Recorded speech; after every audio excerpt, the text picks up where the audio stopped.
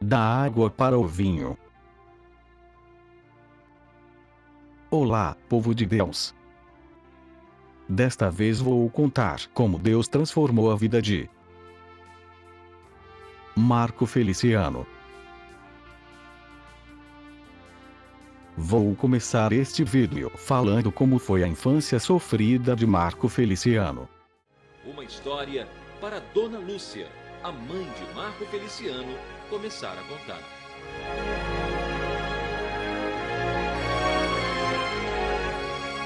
Por volta das 3h15 da manhã, eu comecei a passar mal pro teu Marquinhos. E nisso pra mim que era mentira, não acreditava. Mas eu morrendo de medo do meu pai, porque ele tinha acabado de fazer tempo que eu não via ele, né? Que tava pra Ribeirão, se tratando, e ele procurou justo a minha casa. Mas eu achei que aquilo lá, no mesmo instante, era verdade, era mentira, não acreditava naquilo ali, filho. Não acreditava que aquilo lá era uma coisa, ia ser verdadeira, tudo muito bobo demais. Meu nome é Marco Antônio Feliciano, tenho 33 anos, nasci no dia 12 de outubro de 1972. Eu sei que eu nasci numa cidadezinha do interior, lá em Orlândia, e o meu povo tá aí pro meio espalhado. É uma cidadezinha pequenininha. Então eu fui crescendo na Vila Tatu da minha cidade. E meu pai não sabia de nada que tinha acontecido. Meu avô era um homem bravo, bebia muito. Pra mim que era mentira, não acreditava que era verdade. Justo, que nem eu tô te falando, do meu pai chegar.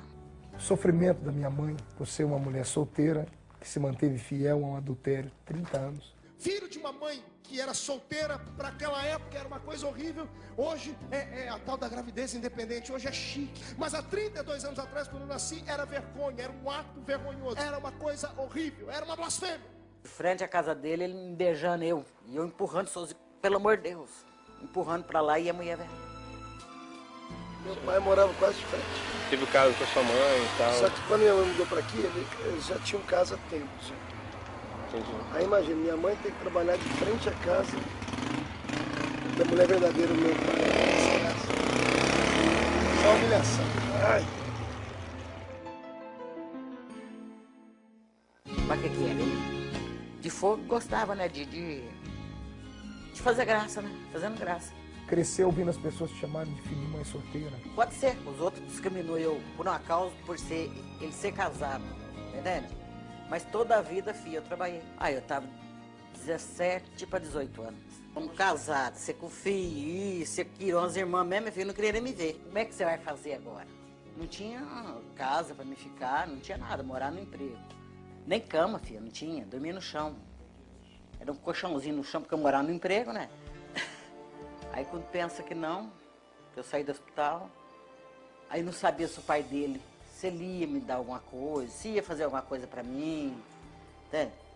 Nadinha, nadinha, nadinha que você pensa. Tenho lembrança da minha memória, a minha mãe descendo comigo, saindo lá da Vila Tatu, onde a gente morava, que hoje chama Jardim Boa Vista, a gente indo pro ponto de ônibus pegar o circular para vir para a creche. Dava uns 3 quilômetros. E muitas vezes a minha mãe não tinha dinheiro do ônibus. Tinha tempo que eu subia com ele pra ir pra creche, eu tinha que apoiar nas costas, porque é pesado, ele é pesado, bem gordinho, sabe? Outro dia apoiava aqui assim, lá vai eu, minha filha, eu e Deus, e vamos chegar lá. 3, 4 quilômetros para me deixar na creche. Tinha dia que tinha o leite, não tinha um açúcar pra me pôr pra ele, pra me adoçar pra ele, adoçar o leite dele. Tinha dia que eu tinha feijão, outro dia não tinha arroz. Eu cresci aqui nesse pedaço. Aqui era de terra ainda. Aqui era a famosa Vila Tatu. Pegava um pedaço de madeira, de tábua, e colocávamos aquelas roldanas, que chama. A gente colocava, fazia as rodinhas, e na frente do carrinho de rolimã, onde iam as rodas na frente, a gente pregava uma haste com um prego, e a gente controlava os pés, era a direção do carrinho. A gente desembestava nessa descida aqui, só Deus para achar a gente depois da pra baixo. 0 aos 7 anos eu cresci dentro dessa casa aqui. Eu lembro desse tanque, que eu tomava banho dentro desse tanque aqui. Ele continua com o mesmo formato, é um tanque rústico, era normal isso aqui no interior. Era desse jeito que eu lembro de tudo isso aqui. Ó. Eu lembro que aqui dentro desse banheiro eu tomava banho de bacia. Minha mãe na época, ela teve que pedir esmola na rua para poder sobreviver, pedir comida. Foi aí que ela encontrou meu pai. Nessa época ela já era garotinha, tinha 14 para 15 anos de idade.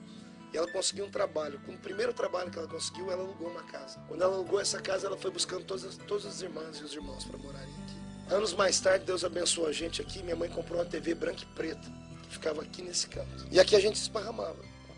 A gente dormia aqui, como eu disse, em 12 pessoas. Éramos em 2 ou 3 crianças, o restante de adultos, mais gente que vinha de fora, que passava por aqui. A gente era pobre, mas era muito unido. Com 7 anos de idade, acordar no escuro gritando: mãe, mãe, eu perdi minha perna, mãe. E a sua mãe falou: você tá maluco, moleque? Eu falei: não, mãe, eu tô coçando a perna e não sinto. Uma tia grita: você tá coçando a minha perna, rapaz.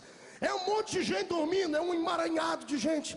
Uma pobreza tão miserável que panela e pinico era tudo a mesma coisa. Só Jesus para ter misericórdia. A gente esfregava esse chão aqui e a minha mãe encerava com cera parquetina. 26 anos atrás foi que eu saí dessa casa. Meu mundo era encantado. Era encantado. Eu brincava com um cachorro como se fosse um pônei. Eu subia numa árvore e transformava ela num avião, como se estivesse num avião. Eu brincava de bolinha de gude, brincava de carrinho de rolimã. Não sabia eu que Deus depois ia me levar para o mundo de verdade. Eu não tenho hoje nenhum tipo de tristeza, nem de preconceito de mostrar um lugar que eu morei. Isso aqui é um orgulho para mim. Mas é forte. Estar aqui dentro é reviver emoções, é reviver lembranças. É lembrar do meu avô que ainda era vivo, que foi a figura paterna que teve do meu lado. É lembrar da minha mãe com seus cabelos pretos ainda, chegando do trabalho, cansada. Cresci num lar onde meu avô bebia muito. Minha família fumava muito. Minha mãe chegava a fumar 3 maços de cigarro por dia nessa época. Então imagine 12 pessoas aqui dentro, fumando e bebendo. Foi essa infância que eu tive. Tinha amor aqui dentro, respeito. Eu lembro da minha mãe de manhãzinha, debaixo de chuva, me acordando aqui nessa cama. Eu acho que eu dormia com ela aqui. Era eu, ela e mais 1 ou 2 tias. Ela me acordava. Quando ela me acordava, eu acordava, ela já estava me trocando. Eu lembro da minha mãe pegar um ovo, cozinhar o ovo, com a gema bem molinha, e pegar uma colherzinha, ou colher, ou o cabo de uma colher normal, e me dar o ovo aqui para comer. Aí a gente descia essa ladeira aqui e ia para a creche, que é longe daqui, dá mais de 2 quilômetros daqui quase. E ela levava a pé, minha mãe me levava no colo, que às vezes não tinha dinheiro para pegar um circular aqui. O ser humano não tem que ter vergonha de nada na vida, a não ser que ele tenha feito alguma coisa bárbara. Mas ter vergonha de ser pobre, o ser humano nasce pobre. Ele nasce careca, banguelo e pelado. Então, às vezes, as pessoas têm dificuldade de mostrar o passado porque ela é confrontada com ela mesma. Eu, pelo contrário, isso aqui está me fazendo mais homem, mas eu dou mais valor agora a tudo que eu tenho por causa disso aqui. Eu quero que as minhas filhas vejam isso, que elas jamais tenham vergonha do passado. Não se esconda do seu passado, não empurre ele com a barriga, não jogue ele debaixo do tapete. Pegue ele pelo colarinho e diz: você existiu, mas agora vai ficar aí. Não vou jogar você dentro da lata de lixo, porque todas as vezes que eu querer me exaltar, eu devo olhar para onde eu fui e ver que eu não sou nada sem aquele que estendeu a mão para mim e cuidou da minha alma. A gente não pede para nascer. Nenhum ser humano pede para nascer. Nenhum ser humano escolhe o destino dele. Se a gente passa por isso é porque Deus quis que a gente passasse. E veja só, tudo isso hoje se transformou em uma plataforma de motivação. Quantas pessoas vão assistir esse documentário agora e vão ver que eles moram em lugares assim ou infinitamente piores. E vão olhar para frente e vão falar assim: poxa, eu nunca vou ser nada. A maioria das pessoas que tem uma vida assim acabam se envolvendo com drogas, acabam se envolvendo com bandidismo. Então existem 2 caminhos com o passado. Ou você transforma o seu passado num chapéu mexicano, num sombreiro, que vai fazer um peso em cima da sua cabeça, você vai andar a vida inteira olhando para baixo, sentindo o peso do seu passado nos ombros, ou você pode transformar o seu passado num tapete, você passar por cima dele, ou numa plataforma, numa catapulta, deixar ele te jogar lá para cima. E quando você olha para trás, você diz assim: eu não quero voltar para lá, eu quero melhorar. Foi isso que Deus fez comigo aqui. E olha que hoje eu não tenho vontade de parar, eu quero continuar. Quero continuar.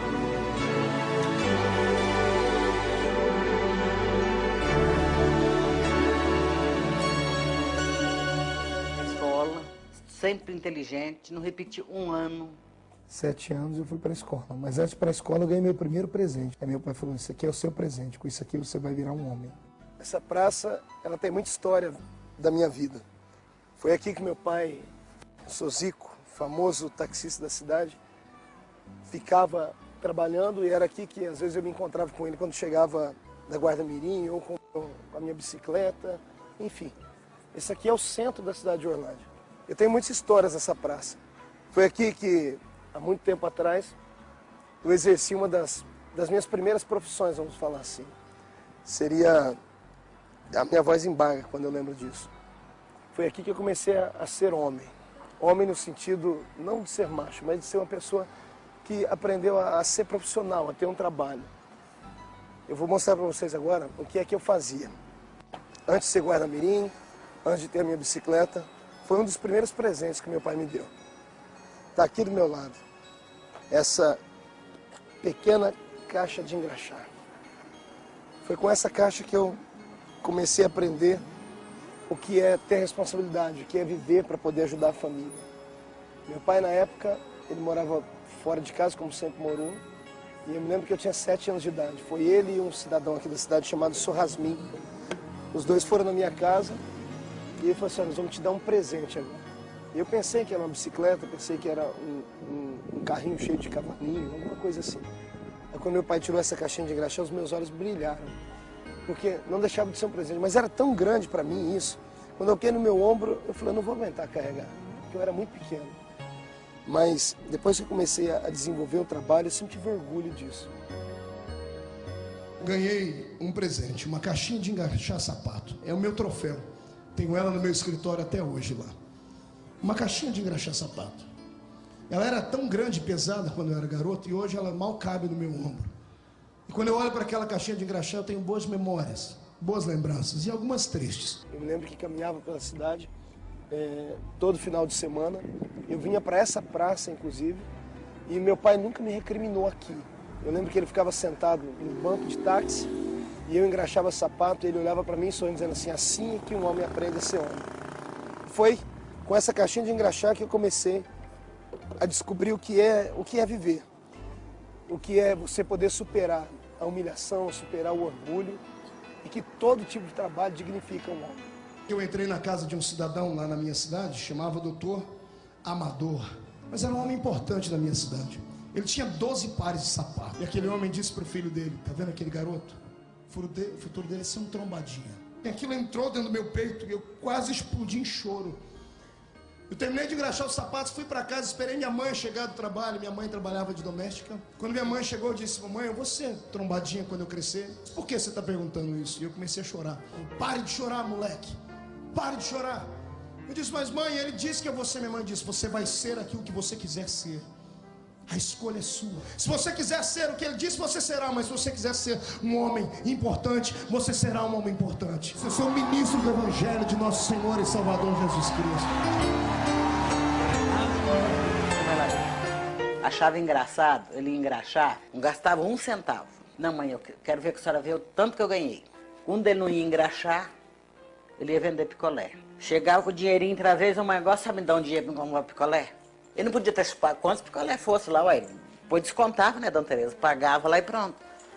Vendendo picolé, me dá um dinheiro desse para me comprar picolé. Pra você ver, a inteligência. Mas que você não chupou o picolé, Marquinhos? Não, mãe, eu queria que a senhora visse o tanto que eu ganhei. Aqui, dava pro meio do pasto. Uma vez eu cheguei de um culto, onde eu havia falado para um pastor que lá estava, que eu tinha uma vocação divina, uma vocação missionária. E ele falou para mim que aquilo não era para qualquer um. Ele disse que eu não era filho de nenhum homem rico, que eu não tinha os olhos azuis como os olhos de um americano, e que a obra missionária minha, eu tinha que me contentar em evangelizar os meus vizinhos, evangelizar o pessoal da minha escola. Eu falei com Deus, para mim, eu esperava que o Senhor usasse qualquer pessoa. Mas pelo que meu pastor disse, a gente tem que ser rico, tem que ser importante. E o Senhor me enganou, porque em Isaías 6:8 diz, a quem enviarei? E quando eu disse, eis-me aqui, eu achei que o Senhor ia me aceitar. Mas meu pastor disse que tem que ser rico, tem que ter olho azul, tem que ser filho de pastor presidente. E eu não sou nada disso. E eu chorando aqui, o céu fechou, começou a chover. E eu ouvi a voz de Deus no meio dos trovões, falando assim, eu não preciso de passaporte para ir do outro lado do mundo, eu não preciso de riqueza. O Senhor disse para mim, eu preciso de um coração que tenha fé, de alguém que acredite. Meu avô ficava deitado aqui. E às vezes eu passava noites de joelho orando aqui. Eu orava, pedia a Deus graça. Meu avô nessa época bebia muito. Então, Marquinhos, se ele não descia, batia o joelho no chão, em cima da cama mesmo, ele fazia oração.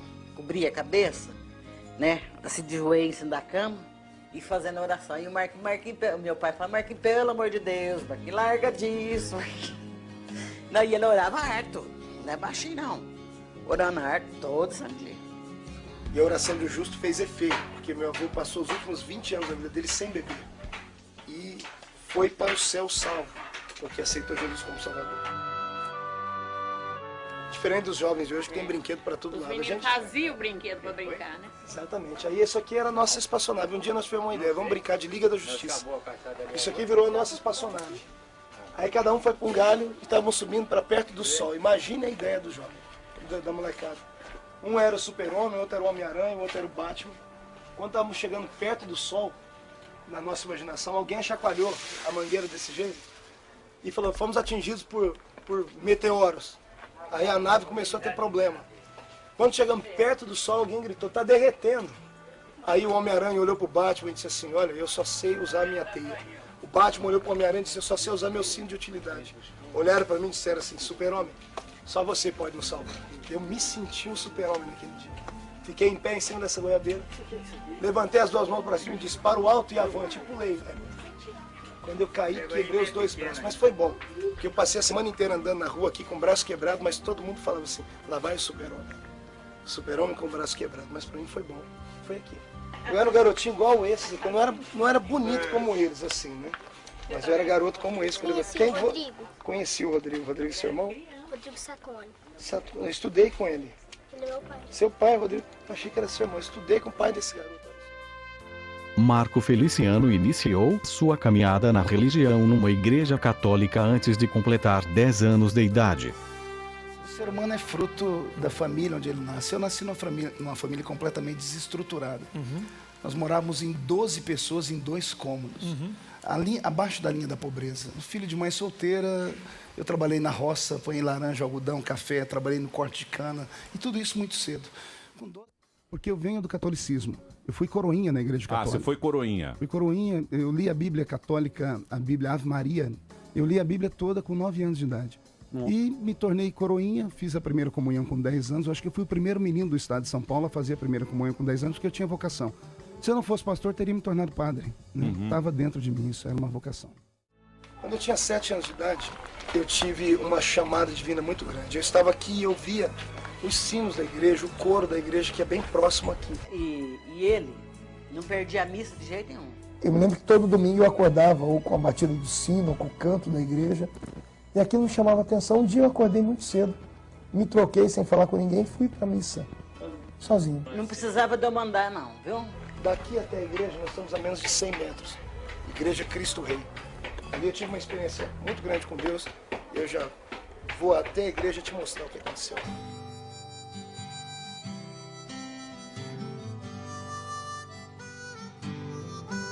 Aquelas laterais que tem, aquelas transversais que saem da igreja, ali eram as classes de catecismo. Foi ali que eu aprendi a primeira vez sobre Deus. E eu fui um dos primeiros garotos do estado de São Paulo a fazer a primeira comunhão com 10 anos de idade. Quando eu tinha 7 para 8 anos de idade, 7 anos já, com os panfletinhos na porta da igreja, eu fui elevado à categoria de coroinha. Eu começava a ajudar o padre na formação do ritual da missa. E eu me lembro que um dia, vestindo roupinhas brancas, eu estava com o pratinho das hóstias, outras crianças à minha frente, uma com vinho, outra com uns papéis, outras com uma toalha, e eu vim atrás deles. O padre cantando, as pessoas cantando, eu ouvi uma voz que estourou dentro da igreja, uma voz estrondosa, que disse que tinha um plano na minha vida. Terminado isso, a missa, eu corri até o padre para falar com ele, mas ele estava muito ocupado. É até uma história engraçada, que eu peguei e puxei a batina dele, porque ele estava conversando com outras pessoas. Na medida que eu puxei a batina dele era uma batina de uma congregação pobre, a batina se rasgou, eu acabei deixando o padre furioso. Ele virou para dar um tapa na minha orelha, ainda bem que eu era bem baixinho, saí correndo da igreja e nunca mais tive coragem de perguntar a ninguém quem é que havia falado comigo aqui dentro dessa igreja. Ela me via indo com a Bíblia era emprestada da patroa da minha mãe. E ela me via com aquela Bíblia daquele tamanho, ela dizia, gordinho, você está indo para o lugar errado, não é esse o caminho. E eu falava, que caminho é o verdadeiro? Ela falou, vem aqui que eu te mostro. E ela tinha um livro de muitas figuras sobre o fim do mundo, eu acho que era dos Testemunhos de Jeová. Mas ela me mostrava as cenas dos prédios desabando, do fogo subindo, das pessoas caindo a dizer assim, é para esse lugar que vão as pessoas que não conhecem Jesus de verdade. Sempre fui muito medroso, sempre tive medo de escuro, medo de fantasma, sempre fui muito curioso, mas sempre fui muito medroso. Então isso tudo foi mexendo comigo. E o meu melhor amigo era filho dela, e como o filho dela era evangélico, eles foram passando para mim um pouco da filosofia da fé deles. Isso acabou impregnando a minha vida. Fizeram um trabalho bem na esquina, fizeram propaganda dizendo que ia ter um filme e as pessoas que fossem assistir o filme iam ganhar um presente. E eu juntei com a molecada ali na esquina para ver, e eles passaram a vida de Cristo, distribuíram o Evangelho segundo São João, o Evangelho do Amor, que era um livrinho vermelho, e as partes que Jesus falava eram grifadas em amarelo. E eu me lembro que eles disseram que quem concluísse, fizesse a resposta de um curso bíblico, ganharia um diploma. E eu ganhei o diploma, eu tenho ele guardado até hoje. E um dia eu resolvi botar uma mesa no meio da rua, ou mesmo, no canteiro, chamei todos os meus amigos. E eu comecei a dar aula para eles sobre aquilo. O pessoal da Igreja Batista me deram um diploma por causa disso. Mas eu não era nem crente nessa época e também não era mais católico. Mas a fome de Deus ainda batia dentro. Marco Feliciano se envolveu com drogas muito cedo e se viciou em cocaína, além de consumir bebidas alcoólicas e frequentar bailes e festas. Pouco tempo depois disso, Marco Feliciano foi convidado para ir numa igreja Assembleia de Deus. Foi então que a vida dele começou a mudar de verdade. O senhor posou pra Playboy. Não, eu dei uma entrevista para Playboy. Você tá brincando? Eu comprei aquela revista pra nada, então, deputado? Oi, rapaz, esse fetiche vai ter que levar contigo. Eu achei que eu ia ver um peitinho do deputado. Nossa, rapaz. Olha, não tô gostando dessa conversa. Nem eu, viu? Essa conversa não tá boa. Não, inclusive, olha, o deputado deu uma entrevista na Playboy que ele fala o seguinte, ó. Lá vem. É claro que ele deve ter dado uma entrevista de 50 horas, mas teve uma frase que foi muito boa, dizendo que o senhor, aos 12 anos, já cheirou cocaína. Foi. Com 12 anos, eu conheci as baladinhas, os bailezinhos, me envolvi com a turminha da cidade pequena, classe média e a classe rica e a pobre se misturavam. E aí ofereceram cocaína E, pro senhor? por curiosidade, entrei nessa porcaria. Maconha não, cocaína. A maconha eu não conseguia tragar, a fumaça me atrapalhava. Crack. Não tinha na época. Pagode. Pagode de é a mesma coisa. E como eu gosto de pagode, pô. Sou amigo do Vaguinho, ex-pagodeiro. O senhor é? Hoje é pastor. Quer dizer que não são as suas opiniões que são ruins, o seu gosto musical também. Pode ser também. Não, eu gosto de tudo, eu sou eclético. Eu nasci a 100 quilômetros de Barretos. Como foi? Música sertaneja. Como foi experimentar a cocaína? O senhor lembra disso? O senhor gostou na época? Veja só, eu tive 2 momentos, né? Foi o momento em que eu, antes de ir para a igreja, com os 12 anos quase que todo, uns 6 meses, até que eu me viciei, e foi aí que eu fui para a igreja. O senhor se viciou em Isso cocaína? vicia na 3ª cheirada. Jura? Sim. É um caminho sem volta, a não ser que Deus e a força de vontade da pessoa ajude ela. Você entrou no mundo das drogas? Isso, entrei. Mas antes disso eu trabalhei no corte de cana, cortei cana, eu ponhei laranja, algodão, café, trabalhei na lavoura para ajudar a família. Tenho a minha caixa de engraxar sapato até hoje, inclusive, né? Eu tenho o facão de ouro, da usina da Barra. Poxa, eu tenho esse grande troféu. Então vamos falar, para quem não conhece, o melhor facão de cortar cana é o facão Saran. Exatamente. Nós somos da mesma Claro, turma. lógico. E nos dois casos foram, tipo, no caso das drogas, as más companhias, e para ir para a igreja, as boas companhias. Como é que foi isso? Muito boa essa pergunta. Bom, nas drogas não, O que não que era são nem, más não era nem companhias? más A companhias. turma do fundão, do Eita. cão. Na verdade, Ou a turma loucona. Na verdade, não, Os era nem, dreadlocks. não eram más companhias, eram amigos, né? Só que era o estilo de vida deles. Né? O estilo de vida deles. Começa com a maconha e vai indo. Eu cheguei até a cocaína. Né? Só que a cocaína era muito caro. Então nós tínhamos. Eu venho de uma época que não tinha escola particular na cidade. Então ricos e pobres estudavam junto na escola pública. Eu era um menino. O interior é socializado. Exato. Eu era um menino que eu sempre fui pra frente, conversava com todo mundo, os outros eram tímidos, então a gente trocava. Eu trazia as meninas para bater papo e eles me davam as drogas. Aí quando eu fui, mais ou menos isso. Né? Então, aí depois disso eu me envolvi com as drogas. Aí com 13 anos eu conheci o movimento evangélico. Fui para uma igreja Assembleia de Deus e lá dentro acabei me encontrando, e a igreja ela tem uma atividade que ela acaba mexendo com o coração das pessoas. É pentecostal, né? Pentecostal. Que é pentecostal linha roxo. duríssima. Já foi mais, agora não. Era Quem muito, trouxe era muito foram os difícil. suecos. A primeira igreja... Isso, a primeira igreja pentecostal brasileira nasceu com suecos, Daniel Berg e Gunnar Wingren, Isso. né? No ano de 1910, Belém do Pará. Isso. Então eles trouxeram a cultura sueca para cá, inclusive a questão de roupa, de costumes. como nós tínhamos neles os líderes, e lá na Suécia era muito frio, e eles usavam aqui roupa fechada, de punho, gola fechada, e por isso que a maioria dos cristãos evangélicos na década, no século passado, usavam roupas assim, porque era a cultura dos suecos, né? Mas as coisas foram mudando, hoje a igreja está um pouco mais progressista, ela tá um pouco mais aberta. E aí depois, como é que você virou pastor? Isso, ninguém vira pastor. O pastorado é uma vocação, né? Apesar que nós vemos num tempo estranho que alguns transformaram em profissão. Mas a vocação pastoral, ela é inata, ela vem do céu. Nós acreditamos nisso. Né? E eu entrei na igreja e já comecei a pregar. Com 13 anos eu já pregava. Porque eu venho do catolicismo. Eu fui coroinha na igreja católica. Ah, você foi coroinha. Fui coroinha, eu li a Bíblia católica, a Bíblia Ave Maria, de capa a capa. A primeira Bíblia que eu li com 9 anos. Com zíper. Ela não tinha zíper ainda. A Bíblia Ave Maria era uma capa dura, inclusive, né? Eu li a Bíblia toda com 9 anos de idade. E me tornei coroinha, fiz a primeira comunhão com 10 anos. Eu acho que eu fui o primeiro menino do estado de São Paulo a fazer a primeira comunhão com 10 anos, porque eu tinha vocação. Se eu não fosse pastor, teria me tornado padre. Né? Estava dentro de mim, isso era uma vocação.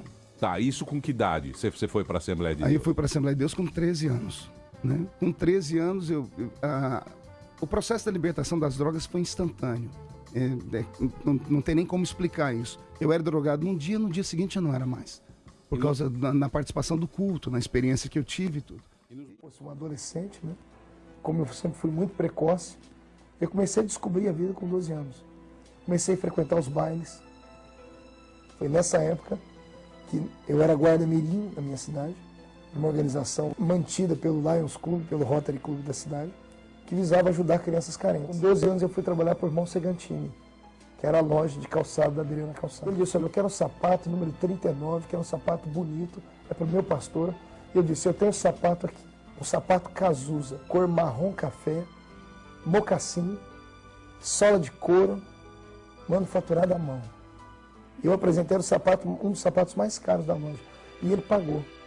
E ele olhou para mim e disse assim, você sabe falar, né? Eu falei assim, eu sou vendedor, preciso vender. Eu tinha 13 anos nessa época.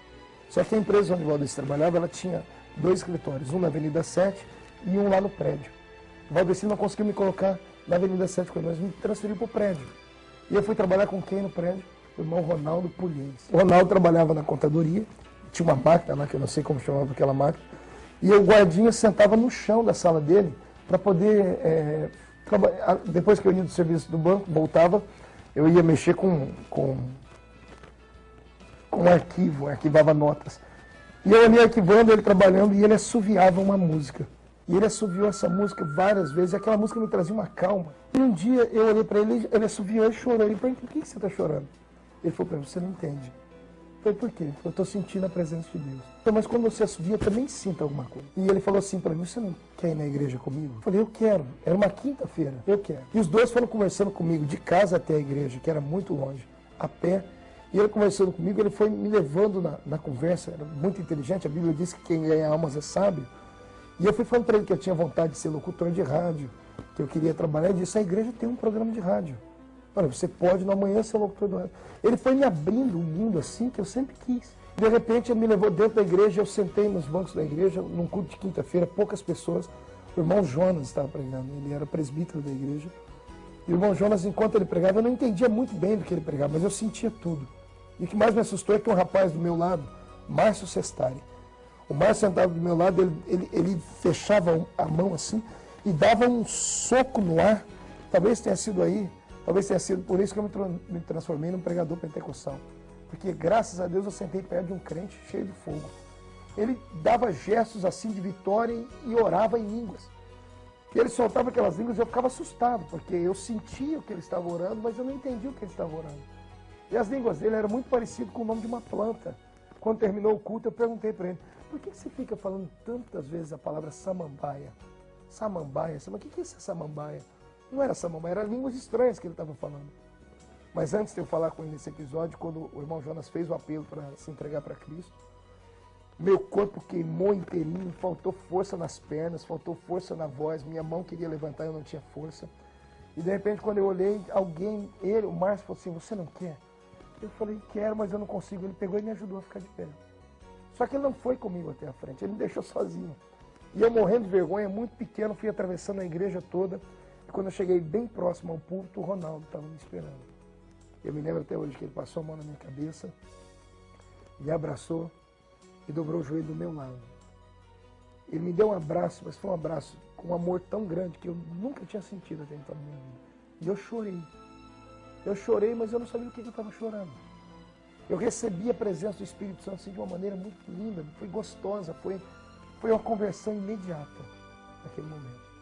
Eu lembro que eu saí dali, aliviado, o mundo mudou de cor, a comida teve outro perfume, o colorido era diferente, e ele me levou para casa e disse, Senhor, eu vou te ajudar. 2 meses depois que eu estava na igreja, eu aceitei o desafio do batismo nas águas. Algumas pessoas achavam que eu era muito jovem para isso, mas fizeram uma confissão de fé comigo, uma profissão de fé, e eu passei nos quesitos, nas respostas, e o presbítero, irmão Jonas, disse assim, não, ele está apto para o batismo. Com 2 meses, eu me preparei para o batismo. Eu ia para a igreja, as pessoas não acreditavam em mim. Eu pequenino, porque sempre fui muito pequenino, alguém me via pregar e dizia, esse aí não vai dar nada, olha, não tem nada acerca dele. Deus lá no céu olhou para mim e disse, tu é valente, não tem força, mas tem coragem de encarar. Eu vou te dar as nações e sai da frente. Tinha uma garota na igreja, chamava Renata, era uma menina muito espiritual. E ela era uma moça cheia de Deus, cheia do Espírito Santo. E ela conseguiu colocar dentro da minha cabeça que no dia do batismo nas águas, eu ia ser batizado com o Espírito Santo. Porque muitas pessoas recebiam o batismo ao sair das águas. E eu fui naquela fé, naquela empolgação, naquele ano, eu falei, hoje é o meu dia, hoje é o meu dia. E quando eu fui batizado nas águas, eu levantei e saí das águas tão frustrado, porque eu não recebi o batismo com o Espírito Santo. E eu quase desanimei. Naquela noite, no domingo, eu cheguei na igreja e a Renata disse assim, olha, de hoje a 1 semana, o Senhor vai te dar o batismo com o Espírito Santo. Domingo da frente, era o 50º da Assembleia de Deus em Ribeirão Preto. Pastor, entre os pregadores, pastor Bernardo Johnson. Mas o que me impactou foi na noite do domingo, quando o pastor Luiz Carlos de Capinópolis já dorme no Senhor. Eu cito esse homem num livro meu chamado Herói Sem Medalha. O irmão Luiz Carlos de Capinópolis pregava e pregava numa unção tremenda. Só que quando ele fez o apelo, começou a chamar as almas para vir à frente, e eu não recebi nada. Tinha um rapaz do meu lado que chamava Beto, Betinho. Eu falei, Betinho, vamos embora. O Beto olhou para mim assustado. Ele olhou para mim assustado, eu falei, o que foi, Beto? E ele, você recebeu. Eu falei, recebi o quê, Beto? Vamos embora. Você está falando em línguas. Mas para mim eu estava falando em português. E ele me ouvia falar em línguas. Foi quando eu parei para ouvir o que eu estava falando e vi que eu estava falando em línguas. Eu fui batizado com o Espírito Santo. Durante pouco tempo, infelizmente Marco Feliciano acabou se afastando da igreja, voltou a frequentar os bailes e cometeu diversos pecados. 2 meses antes foi a inauguração do templo na Avenida M. A irmã Oriovalda, a irmã lá de Uberlândia, uma grande mulher de Deus. Ela ministrava e enquanto ela ministrava, eu estava na porta da igreja e ela apontou o dedo e falou, ei, você rapaz, você que está com esse terno aí. Eu olhei, sou eu, disse assim, vem à frente. Ela orou comigo, dizendo que Deus tinha um plano na minha vida, e toda a igreja viu. E quando eu sentei com ela, ela disse, olha, Deus me mostrou a sua vida. E ela começou a dizer, dentro de 30 dias você vai se afastar. Quando ela disse isso, eu dei gargalhada. Porque eu estava firme, eu pregava, eu era um rapaz que já estava crescendo no meio. Na igreja eu era destaque, eu sempre fui destaque. Não tinha motivo para aquilo. Ela disse, você vai passar uma luta, você vai se desviar.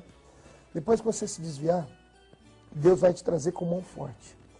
Quando o Senhor te trouxer, Ele vai realizar o desejo do seu coração e vai te dar um presente. Vai te dar a pessoa que você sempre quis, ela nunca te quis. O casamento de vocês vai ser muito rápido, porque depois que vocês se casarem, Deus vai te dar um ministério. O seu casamento, não se preocupe, Deus vai cuidar nos mínimos detalhes do seu casamento. E meses depois do seu casamento, você vai ser levantado ao ministério. E aí, Deus vai te abrir a porta do mundo todo. Eu gostei da mensagem, mas o fato de desviar me chocou. Eu chamei os amigos e falei, a mulher falou que eu vou desviar. Tem profeta essa, vamos desviar porque não tem motivo para me desviar. 30 dias depois eu estou voltando de Mojimirim, sozinho dentro de um ônibus, dentro de um trem. Eu resolvi nunca mais na igreja. Quando eu descobri que eu fui excluído da igreja, eu voltei para as drogas. Eu ia fechar um baile, fechar as portas e gastar a economia de 3 anos de trabalho numa noite com bebidas e drogas. Então eu desci no fundo do poço. Desci no fundo do poço até me envolver com gangues. Eu me envolvi com a gangue da cidade, né? Eu já não tinha medo, a gente fazia de tudo para caçar encrenca com as pessoas. Praticou outros pecados que lembre nesse momento? Quando foi sua primeira vez, deputado? 17 anos. E foi bacana? Foi terrível. Foi terrível? Era, a mulher ela não viu o dilúvio, mas tinha pisado no barro que sobrou na terra. Era... Como assim? Quem tá no crime, o que vier depois da meia-noite. Quer dizer, o senhor comeu o que nós conhecemos aqui fora da igreja como uma mulher feia pra c****, é isso? Eu posso não comentar? Mas ela hoje, o senhor sabe... tá morta. Olha o que faz a pessoa que se relaciona com o deputado Marco Feliciano. Morre! Mas eu tinha 17, ela tinha 50. Hoje eu tenho 41. Se ela tivesse viva hoje, ela tinha 100 anos. Quanto? Só um pouquinho, deputado. Isso é manchete. Deputado Marco Feliciano perde virgindade com uma senhora de idade. Muito bom. Uau! Uau! O senhor tinha 17 anos, né? 17 anos. E aí perdeu com a tiazinha. Ela fazia parte do grupo e ela que bancava a droga pra gente. Ela bancava... Uau, tinha isso, é? Tinha. Era uma pedófila, cara. Por aí. É? Miserável. Miserável por quê, deputado? Tô brincando, ela que tirou, Deus a tenha. Né? Tirou a sua virgindade, fez uma ação tão boa. Deve ter ensinado muita coisa. As pessoas mais velhas geralmente são bons professores. São bons professores. Ok, vamos. Esse período que Marco Feliciano ficou afastado da igreja durou pouco tempo. Com a ajuda de amigos, Marco Feliciano retornou à igreja, onde permanece firme até hoje. Foi nesse período que Deus operou um milagre na minha vida, porque eu estava dentro de um bairro na cidade chamado CREO, um clube chamado CREO, Clube Recreativo de Esportes de Orlando, daí a sigla CREO. Eu estava lá dentro, eu chegava e para não suportar, para não brigar com as pessoas que eram meus amigos, chegavam e já iam brigando, ô, crentinho, desviou da igreja, pastorzinho saiu da igreja, isso era muito ruim ouvir. Eu chegava antes e enchia a cara, bebia e me drogava. E nesse dia eu não sei o que eu fiz, se eu esbarrei em alguém, se eu mexi com a garota de alguém. Eu sei que um rapaz estava lá e ele me deu um tapa na cara. E aquilo foi inaceitável para mim. Eu chamei meus amigos, só que aquele cidadão deu um tapa na minha cara. Um deles chamava Pantera, o apelido dele era Pantera. Pantera, eu falei, ele me falou que o pai dele tinha uma arma. Eu falei, Pantera, seu pai tem aquela arma? Ele disse, tem. Eu quero ela. Nós fomos na casa do Pantera buscar. Quando nós voltamos, o segurança não deixou a gente entrar, porque percebeu que estava armado. Nós saímos para fora do clube e escondemos a arma debaixo de um arbusto. E eu falei, quando terminar o baile hoje à noite, a gente dá um jeito nesse rapaz. Eu ia lá pro meio do baile, pulava igual cabrito. Eu ia 2 vezes por noite em casa me trocar, de tanto que eu transpirava, de tanto dançar. Voltava, trocava de roupa e voltava pro clube. Nessa noite, quando eu estava lá no meio do clube, dançando, dopado, drogado, eu só me lembro de uma figura esguia, magra, mais alta do que eu, me segurando, falando comigo, falando, ei, preste atenção. Ele deu um tapa no meu rosto. Ele disse, Marco, sou eu, Ronaldo. Eu tô sonhando?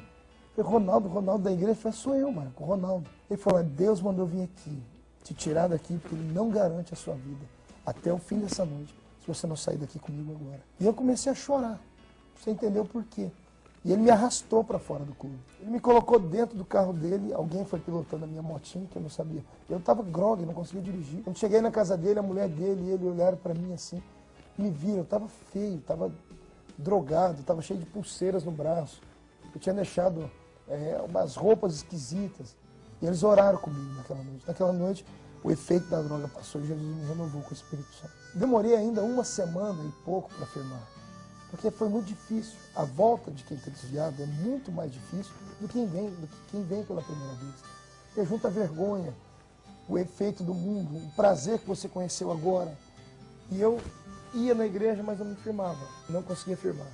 Eu tinha chegado 6 horas, eu tinha ido na igreja, acho que o dia anterior. Mas fui pro clube de novo. Eu lembro que eu me dopei, me droguei de novo. E eu cheguei em casa às 6 da manhã. Quando eu cheguei em casa, do jeito que eu estava com roupa, tudo, eu caí na cama e dormi. Passou meia hora, minha mãe começou a me chamar. Marquinhos. Eu falei, o que foi, mano? Acho que os irmãos da sua igreja estão fazendo santo reis aí fora. Minha mãe não era crente. Ela não sabia que os crentes faziam serenata. E os crentes foram fazer uma serenata para mim. E quem é que estava junto com todo mundo? A irmã Oriovaldo. Quando ela ligou para Orlando, ficou sabendo que eu estava desviado, ela veio para um trabalho na igreja e foi lá na minha casa, junto com um grupo de irmãos. E eu me lembro até hoje que do lado de fora da minha casa, eles com um violão cantaram uma música muito linda, era assim. Existe só um jardineiro que chora ao ver cair do seu jardim uma flor. Aquele que foi tão fiel jardineiro, era sua flor caída e morta. Aí eles falavam na letra que o jardineiro cultivou a terra e a flor que caiu era o crente que estava desviado. Aquilo entrou no meu coração. Eu era a flor que estava caída no barro. Eu me lembro que quando a minha mãe abriu a porta, eu fiquei com vergonha dos irmãos, que eu ainda estava com a roupa do baile. A irmã Ariovaldo entrou, quando ela entrou, ela olhou para mim, apontou o dedo e disse assim: Marco, Deus não te quer assim. Deus tem um plano na sua vida, rapaz. Deus te chamou para uma grande obra. Se você ficar onde você está, o diabo vai te matar. E eu caí de joelho dentro da minha casa naquele dia. Eu chorei muito, muito, muito. E ela olhou para mim e disse assim: vamos para a igreja. Eu falei: mas olha, vamos para a igreja, troca de roupa. E eu fui para a igreja naquela manhã. Tinha tudo para continuar uma vida nas drogas, como aos 13 anos, até os 14, 15, eu fui um homem drogado. Por quê? Porque o meu espírito estava para baixo, porque eu nasci no meio de uma família desgraçada e ninguém nunca tinha me dado uma palavra como essa. Mas o dia que eu entrei dentro de uma igreja pentecostal, olharam para mim e disseram: Deus tem um plano na sua vida. Eu agarrei aquilo com unhas e dentes. Eu acredito. Como Marco Feliciano já mencionou, ele tinha vocação para ser pastor. Antes de sua conversão, não aconteceu nada de muito inusitado. Mostrar essa transição de ter uma infância pobre e difícil para uma vida dependendo apenas de Deus foi meu principal objetivo neste vídeo. Marco Feliciano é um homem vaidoso que gosta de cuidar de sua aparência, inclusive usando recursos estéticos. O homem tem que se cuidar. Como o conteúdo não ajuda muito, pelo menos a embalagem a gente dá para encher. Você malha? O que você faz? Não malho por falta de tempo, né? Mas eu tenho uma dieta um pouquinho balanceada. Gosto de cuidar do cabelo. O cabelo é trauma de infância, né? Por quê? Você é careca? Sofri bullying na escola. Careca? Né? Não, porque meu cabelo era muito ruinzinho, muito durinho, sarará. E na escola me chamavam de tudo, de urso do cabelo duro até Capitão Caverna. E aí isso vai Vamos mexendo, amaciar né? esse bichinho, né? Deputado, me fala essa chapinha, eu quero detalhes sobre essa chapinha. Então vamos lá. Qual é que é o Tem procedimento? um fundo musical aí para Por isso? favor, fundo musical. Chapinha de Feliciano, explica. Chapinha Feliciano. Fala, Feliciano. Perfeito. Ok. Para tristeza nacional, eu nunca fiz chapinha. Porque o cabelo para fazer chapinha tem que ser comprido, igual do seu tecladista, no mínimo, Ok, né? ok. Então não existe como Mas fazer o que chapinha. você faz para deixar? Progressiva. Ah, ok. Isso é uma escova progressiva, é um tratamento. Que é o do Partido Progressivo. Yes, amigo. Então eu fiz escova progressiva, é um tratamento no cabelo. Meu cabelo era muito ruim. É divino o seu cabelo. Rafinha, era uma... Ai, gata, eu vou te dizer uma coisa. não, quando eu gata vi, quando não. você entrou, eu falei, nossa, que luxo. Eu falei, ele é espetacular, porque ele se cuida. Vou Ele soltar uma que eu aprendi essa semana. Pode falar. Bicha, pão com ovo. Eu? Não! Pão com ovo, não! Detalhe. Você é um cara vaidoso, né? Eu vejo que você... Eu vi uma entrevista sua muito boa com a Sabrina, aliás. Eu morri de rir com aquela entrevista.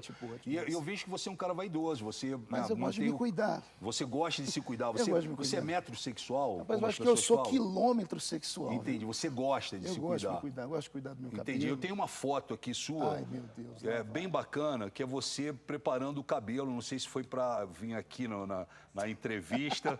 Vamos, olha lá. Meu Deus do céu, olha que tristeza. Isso é o que? Uma escova progressiva? Que eu já ouvi você falar que fez escova progressiva. Isso aí era um corte de cabelo, eu estava cortando o cabelo. Entendi, filho. Era só um corte. Aí minha filha estava comigo, eu tenho 3 filhas. Você tem quantas filhas? 3 filhas. 3 filhas. A menorzinha, a Camille, estava lá e ela estava começando, papai, deixa eu tirar uma foto sua. Entendi. E ela tirou essa foto. Alexandre Frota protagonizou um dos momentos mais polêmicos da vida de Marco Feliciano, mas tudo não passou de uma brincadeira. Entenda agora o que aconteceu. Engraçado, porque tanto você quanto eu, nós temos famas de gay. Pois é. Você sabia disso? Isso te incomoda ou não? Veja só, como a minha figura é uma figura religiosa, você ainda é um artista, né? O artista é um ser... Você acha que artista é gay? Não, o artista é um ser assexuado, né? Entendi. Vou explicar por quê. Porque quando você estuda, você tem que encarnar um personagem. Sei. Não importa se ele é hétero, se ele é homossexual. Se é homossexual. Dentro do meio artístico, isso pode ser até comum. Mas para um pastor evangélico, isso pesa. No começo me incomodou. Inclusive, você ajudou muito isso. Eu sei. Quando você falou que nós éramos amantes. Que nós éramos amantes. Se eu te falar quantas pessoas falaram, você não vai processar ele? Que caberia ter um processo. Mas eu lembro que você teve uma saída muito legal. Desculpe ter te cortado, mas você teve uma saída muito legal, porque você falou, não, Frota, essa brincadeira do Frota, Foi uma brincadeira. Entendi. Bom, já que você tocou no assunto, que eu ajudei muito nessa sua situação, vamos ver pela primeira vez juntos o tal polêmico vídeo, quando eu falo que você é meu amante. Vamos assistir, por favor. Você tinha visto esse vídeo, Frota? Não tinha. Eu conheço bem ele, né? Foi meu namorado.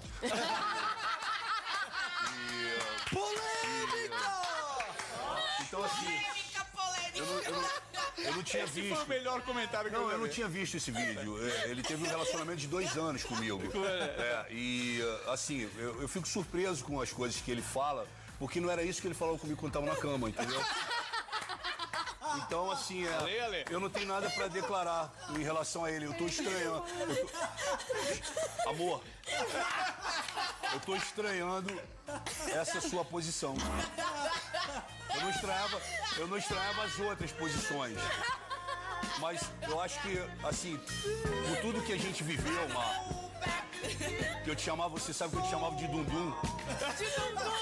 Por tudo que nós vivemos, por todo o nosso, a nossa vida, por tudo que você me falou no pé do meu ouvido, cara, eu esperava mais de você. Que coisa horrível. Você é muito maluco, cara. Imagina nós dois também na cama. Não ia dar certo. Não ia dar certo. Olha a voz dos dois, cara. Claro. 2 vozes grossas, 2 homens machos. Marco Feliciano é escritor. Já escreveu mais de 20 livros, inclusive uma enciclopédia com mais de 700 páginas sobre a Bíblia. Além de ter DVD de mensagens espalhados em diversos países com mensagens dubladas em espanhol e inglês, já contabilizando mais de 20 milhões de DVD. Nos próximos vídeos, vamos entender como é a vida de Marco Feliciano atualmente e como ele chegou na política. Eu terminei a minha primeira faculdade de teologia com 20 anos. E com 20 anos eu deixei o meu trabalho e apostei na minha chamada.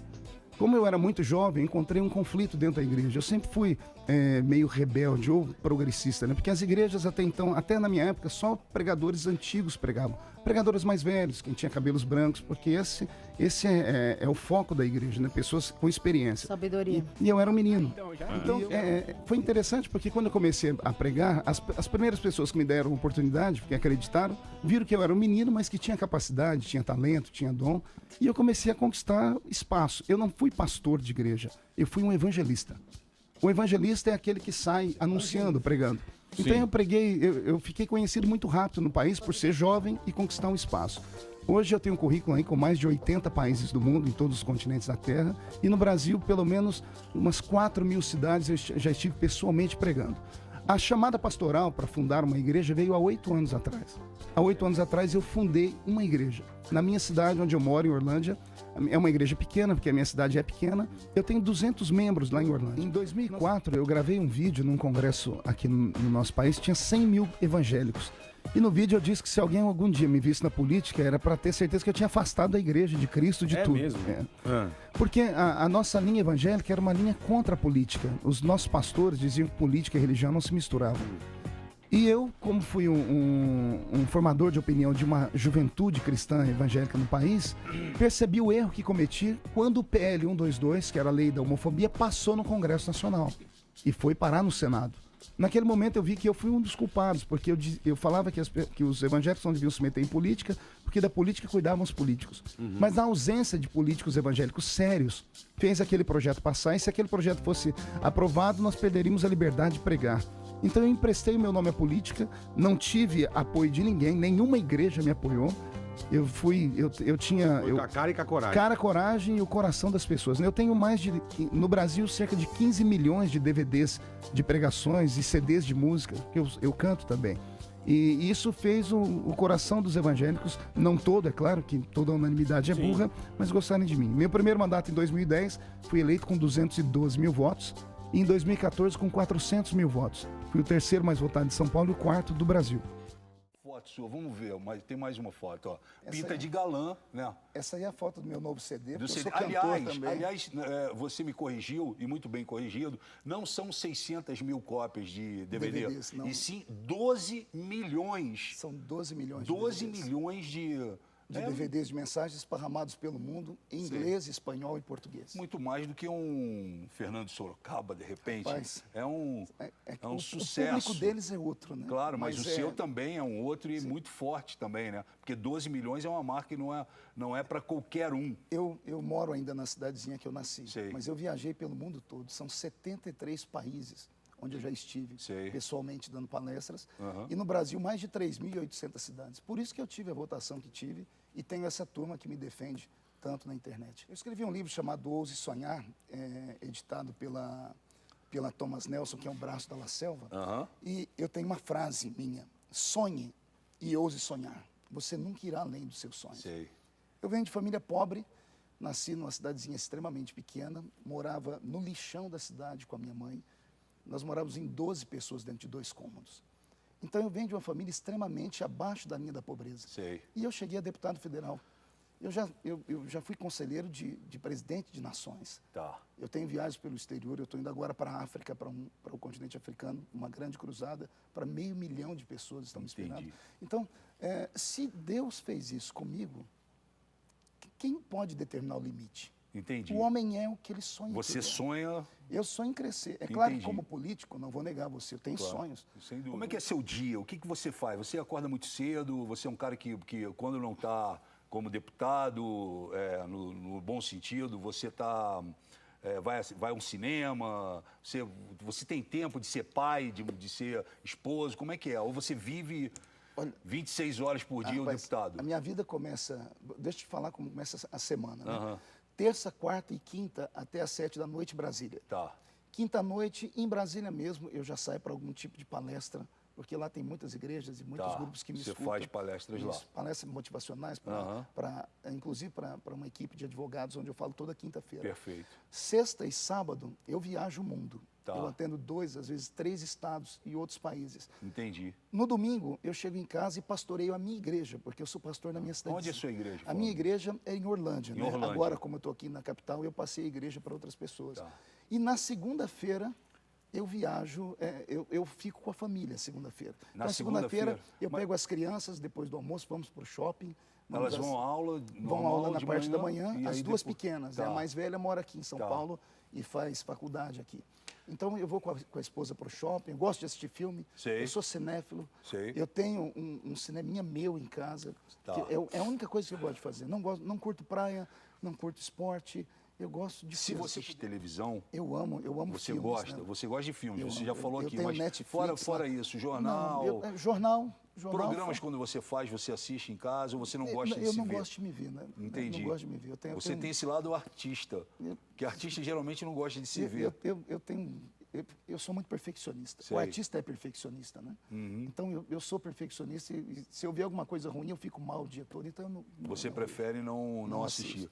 Nada na televisão atualmente Vou te dizer, eu tenho 12 milhões de DVDs esparramados, são quase 1000 temas. Eu nunca assisti nenhum deles. E a sua igreja? Me fala da sua igreja. A igreja é uma igreja, é a Assembleia de Deus, né? Uma igreja antiga no Brasil, mais de 100 anos. Uma igreja que acredita nos dons do Espírito, que acredita no Senhor Jesus, que prega o amor ao próximo. Uma igreja ela não é nem radical e nem liberal. É uma igreja de centro. Né? Você participa ativamente da igreja? Sim, com eu tudo sou pastor. isso? Né? Sim, eu sei, mas... Eu delego, você, né? Eu delego.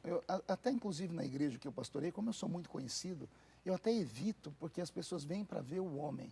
Então, é isso que eu queria chegar nesse ponto. Então, vem para ver o homem. As pessoas, às vezes, vêm para ver a estrela, Feliciano. Né? Só que aí, nas pregações, eu sempre faço questão de dizer a elas que quem brilha é Cristo. Né? Eu só tenho o dom. E quem tem o dom pode perder o dom. Mas hoje se você tiver o doador, não. Né? São quantas igrejas hoje? Não, o meu ministério é um ministério pequeno. Nós temos 14 igrejas. Porque eu fundei tem 5 anos. Né? Mas eu sou filiado à CGADB, que é a Convenção Geral das Assembleias do Brasil. E a Assembleia de Deus do Brasil, nós temos hoje 20 milhões de membros. São mais de 200 mil templos. É bem interessante. Bem conhecido. E eu sou talvez um dos poucos assembleianos, ao lado do pastor Malafaia, que prega em outros ministérios. Todos os ministérios me convidam para pregar. E você vai de boa, tranquilo, bem recebido. Há quem diga que eu sou, entre nós, entre os evangélicos, eu sou liberal. Agora vou falar sobre o casamento e família de Marco Feliciano. Alguns sonhos. Eu queria namorar uma moça que era a moça mais bonita da igreja, mãe de Leusa. Todo mundo achava que a gente se dava um casal legal, né? Quando tinha casamentos, o pessoal chamava a gente para ser padrinho. Eu aceitava por educação, mas não gostava, né? Todo mundo, vocês formam um belo par, né? Eu, não, Deus me livre, né? Deus me livre de namorar esse moço, ele é muito chato. Não se dá por causa disso, porque eu assediava ela, eu queria namorar ela. E ela não queria nada comigo. Então eu abusava da inteligência, porque Deus sempre me deu inteligência. E como eu trabalhava em escritório, ela não tinha muita experiência. E eu já tinha experiência em escritório, então eu humilhava a Edileuza, mas na intenção de conquistá-la. Aí nós fomos padrinhos, aí na porta da igreja eu já soltei a mão dele, falei, tá bom. Minha mãe deu carona pra ele, eu queria morrer, a senhora não fez isso comigo. Aí chegou na festa, ele queria sentar na mesa dos padrinhos, eu não queria, não sentei. Ele era insistente, perseguia demais. Meus pais gostavam demais dele e eu não gostava. Como eu não conseguia conquistar de Deus, eu ligava para ela todo dia, 5h30 da tarde. Ela falava que não queria nada comigo, eu dizia, um dia você ainda vai namorar comigo. E eu fiquei fazendo isso durante um bom tempo. Nesse período que eu voltei, eu não sabia. A garota bonita começou a sentir falta das minhas ligações. Meu olhinho acho que brilhou. Naquela manhã ela pregou e ela foi clamar o batismo com o Espírito Santo. Ela tinha o dom de orar para se batizar com o Espírito Santo. Foi com essa mulher que o Senhor me deu a graça para orar, para pessoas serem batizadas com o Espírito Santo. E ela me chamou, Marco, vem orar. E o pastor não queria aceitar porque eu estava desviado, mas tinha voltado. E ela disse, venha Marco, eu estou pedindo, venha. E ela disse, coloque a mão sobre esse rapaz. E eu coloque a mão. Quando eu coloquei a mão, Jesus batizou ele com o Espírito Santo. Quando eu voltei, ela foi uma das primeiras pessoas que veio me dar um abraço. E ela falou, senti sua falta. Eu lembro que foi no dia 12 de junho, não me lembro de que ano. Aí foi quando nós começamos a se aproximar. Aí começou a se cumprir tudo que ela disse. Eu ia me desviar, ia voltar com mão forte. Mal sabia que Deus ia usar a mão dela para me trazer. Deus abençoe a Maria Ovaldo, onde ela estiver. Começou a firmar na igreja. Eu estava na casa do presbítero, irmão Jonas, era aniversário da Miriam. E eu sentei com a Edileuza no sofá, como eu estou sentado aqui, ela sentou do meu lado e eu disse para ela, quero te fazer um pedido. Eu quero te pedir namoro. E ela olhou para mim e disse assim, mas eu tenho que orar a Deus, tenho que pedir. Eu falei assim, então ore e peça a Deus, porque você não vai namorar um homem comum, você vai namorar um obreiro. A Edileuza conta que depois ela riu disso tudo. O Marco, obreiro, eu ia para a igreja sem Bíblia nessa época, eu tinha voltado do mundo. Aprendi a responder para o pastor, estava muito rebelde ainda, mas Deus estava tratando meu caráter. E nesse dia eu profetizei com a minha boca que seria um obreiro, e ela seria esposa de um obreiro. E ele não tinha coragem de falar para meu pai. Ele queria me namorar, mas não saía, e eu já tinha avisado meus pais, né? Ele ia me pedir não. Meu pai chegou nele e falou assim, bom, eu acho que você veio aqui para pedir a Edileuza em namoro e tal, né? Aí já passou as regras, não é todo dia... E era uma menina para casar, né, de brincadeira.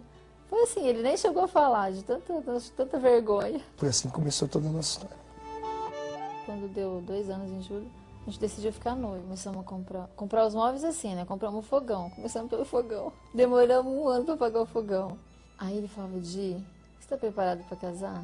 Eu falei, tô, Marco, eu amo você, você me ama, né? A gente vai passar fome, porque eu ganho pouco. Não, mas se é de Deus, Deus não vai deixar a gente passar fome. Se foi confirmado por Deus, namoramos 2 anos. 2 anos? Depois de 2 anos tinha que casar. Tem que casar. Nossa, a gente não andava sozinho. Antes ele tinha uma mobilete. A gente andava de mobilete e tal. Mas quando ele comprou a Brasília, a gente não saía sozinho. Se saísse, tinha que levar alguém junto. Nós fomos num culto ao ar livre, né? Ele pregou. E eu de lado, né? Porque a gente não usava calça. É uma mobilete desse tamanho, né? Pequena. Sentei de lado, segurei na cintura dele. Tô aqui com uma pilha de Bíblia, né? Uma Bíblia minha, dele, harpa. Eu, Marco, vai devagar, porque tô quase escorregando. Falei, vou abastecer, né? Tava acabando a gasolina. Aí nós entramos num posto, tava escuro. E ele não viu que tinha umas cordas. Eu só escutei ele, de segura! Quando vê, nós já tava tudo no chão. Ele com a camisa tudo rasgada, eu com a saia suja. Falei, agora nós vamos falar pra minha mãe o quê? Aí fomos embora. Chegou lá, minha mãe toda espantada. O que aconteceu? Aí explicamos, minha mãe entendeu, né? Porque quando ele começou a namorar, eu perguntei pra Odileuza, você vai casar com esse rapaz? Rapaz, eu vou. Então daquele dia em diante eu senti prazer. Você vai casar, tudo que eu puder dentro do meu possibilidade eu posso fazer para vocês. Então eu tive prazer de levar ela. Aí veio o momento, me casei. Mas chorei, nossa Senhor Jesus Cristo. Vixe, Eu achava que aquilo ali não ia acontecer logo, assim, de casar, né, tudo. Vixe, mas eu chorei demais, nossa senhora. Muita correria. A gente, na época, convidava todo mundo, né? Era a igreja toda. E aí, deu uma chuva muito forte. Eu não queria atrasar. O pastor não gostava que atrasasse. Eu falei, eu vou ser pontual. Só que deu uma chuva tão forte que não teve como. Eu trazia, acho que, uns 40 minutos, quase uma hora. Era o salão, assim, melhor que tinha aqui. Tinha outro, mas era bem mais caro, a gente não tinha condições. Então, esse era o tamanho bom e nas condições que a gente podia pagar. Nós tiramos o dinheiro na hora da festa, o pessoal tirou da gravata. Esse dinheiro ajudou demais, né? Chegamos no hotel, foi em Poços de Caldas. Chegou no hotel, ele jogou o dinheiro assim na cama, ficou até aliviado. Nossa, esse dinheiro vai dar pra gente pagar o hotel.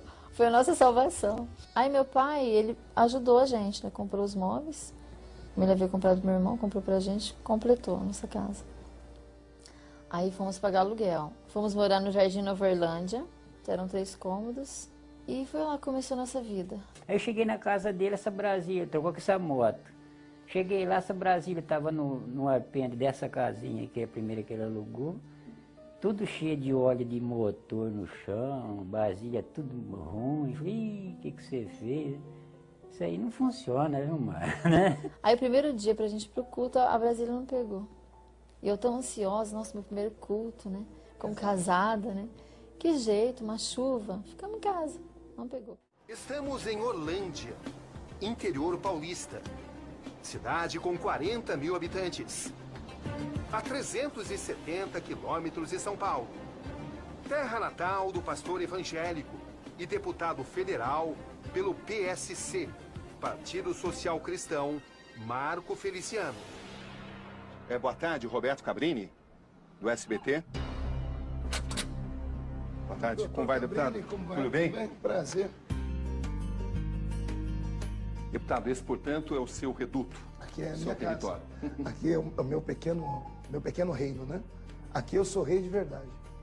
E aqui eu sou rei de uma casa com 5 mulheres.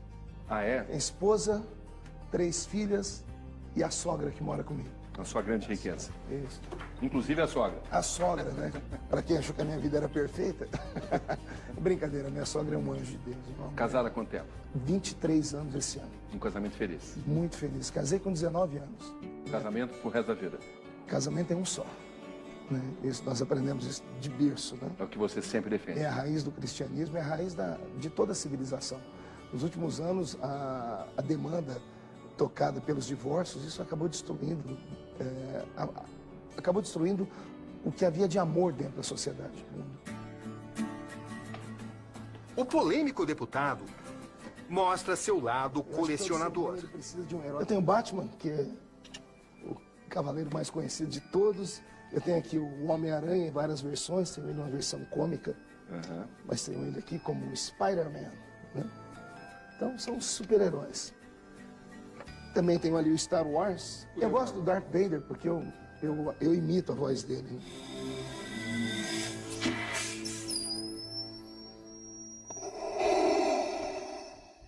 Ele dizia mais ou menos assim: I'm not a Darth Angel. Don't be afraid with my voice. Is she all right? Como é que se aprendeu a fazer essa voz? A minha voz é modulável desde criança. E dá pra sair até o Bob Esponja aqui. Ah, meu Deus. Você tá fazendo político, pastor, virar criança de novo. Podemos ir fora, no lado externo? Aqui nós temos a área de lazer da família, né? Aqui a gente faz um churrasquinho de vez em quando, tem a piscina que as crianças usam. Tem carpas aqui? Cadê as carpas? Elas procuram, olha lá, estão nadando, elas procuram os lugares. Agora, tem um monte de carpinha bem pequenininha aqui dentro. É um castelinho que eu fiz para as crianças. Na verdade, é uma casa, os tijolos eram antigos, iam ser jogados fora, eu aproveitei eles. Aqui é uma casa de bonecas, né?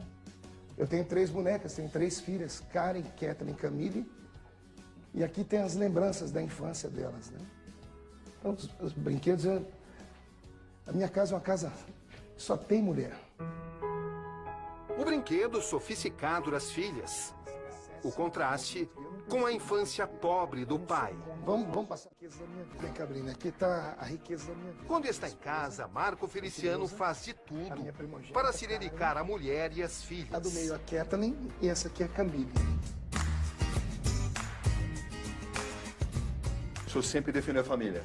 Família é o porto seguro do ser humano. Eu sempre fui família e senti a ausência de boa parte da minha família porque eu fui criado com a minha mãe. Não tive pai. Mas criado num ambiente com 12 pessoas, né? Todos os parentes moravam junto.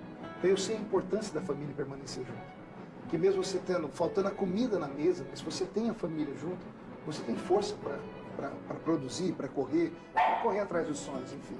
Então a família para mim é tudo. A Bíblia começa com a formação de uma família no Gênesis e termina em Apocalipse com casamento. Começa com casamento a Bíblia, Adão e Eva, e termina em Apocalipse com o casamento entre Cristo e a Igreja. Também sentiu... Obrigado por assistir a este vídeo. Curta e compartilhe para ajudar meu canal e fazer com que esta mensagem alcance ainda mais pessoas. Os links dos vídeos que eu usei estão na descrição. Assista aos vídeos completos, curta, compartilhe e se inscreva nos canais.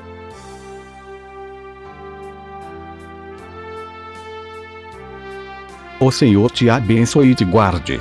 O Senhor faça resplandecer o seu rosto sobre ti, e tenha misericórdia de ti. O Senhor levante sobre ti o seu rosto, e te dê a paz.